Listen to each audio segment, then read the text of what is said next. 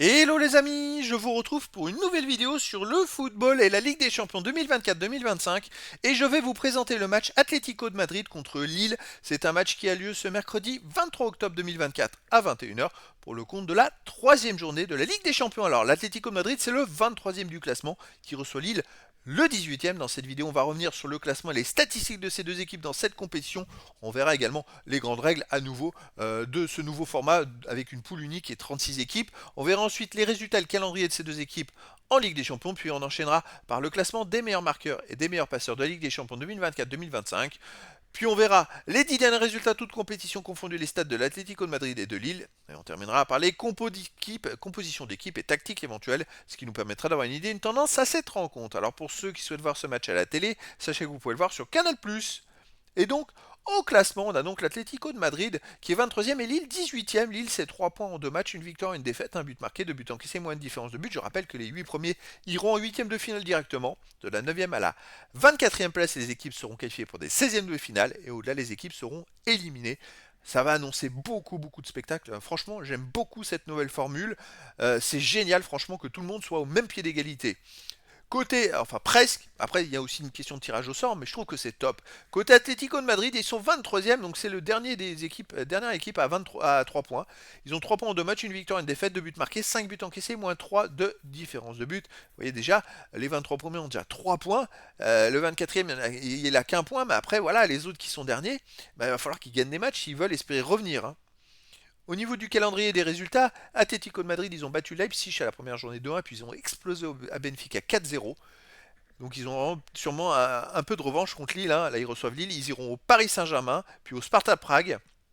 Ils recevront le Slovan Bratislava, puis le Bayer Leverkusen, et ils iront à Salzbourg à la dernière journée. C'est un calendrier plutôt clément pour eux.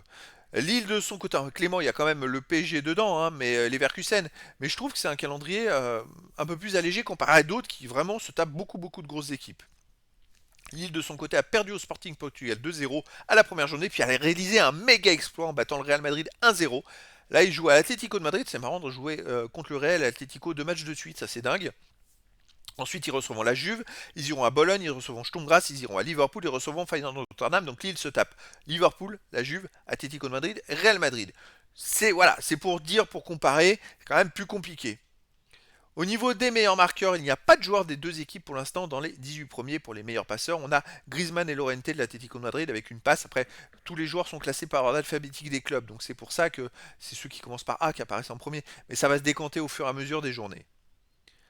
En cas d'égalité, je précise. Au niveau des 10 derniers matchs, toutes compétitions confondues, l'Atlético de Madrid, c'est 5 victoires, 4 nuls, seulement une défaite, 13 buts marqués, 9 buts encaissés, plus 4 de différence de but. La seule défaite, c'était à Benfica, 4-0. Alors, je le redis, ils avaient joué le dimanche soir à 21h contre le Real Madrid, un match hyper tendu, où ils sont allés égaliser à la 95e minute, et ils rejouent 3 jours après à Benfica, à l'extérieur, une équipe qui était surmotivée. Je pense qu'il y avait beaucoup de fatigue dans les jambes. J'ai trouvé d'ailleurs pas très sympa de la part de ceux qui font le calendrier en Espagne de les faire jouer un dimanche soir 3 jours avant. Pour moi, c'était prévu qu'ils perdent à Benfica. Franchement. Après, les autres matchs, ils ne perdent pas. Ils ont la niaque. C'est une équipe très costaud. Alors, chez eux, ils restent sur une victoire contre le Ganes 3-1. Sinon, ils ont fait un partout contre le Real en égalisant à la 95e. Ils ont battu Leipzig 2-1, Valence 3-0. Et ils ont fait 0-0 contre l'Espagnol Barcelone. Ils ne perdent quasiment jamais à domicile. C'est une équipe très solide. Lille de son côté, sur les 10 derniers matchs, 4 victoires de nul, 4 défaites, 13 buts pour, 12 contre plus 1 de différence de but. Ils ont eu un petit trou, hein. Un petit trou où ils ont perdu 4 matchs de suite.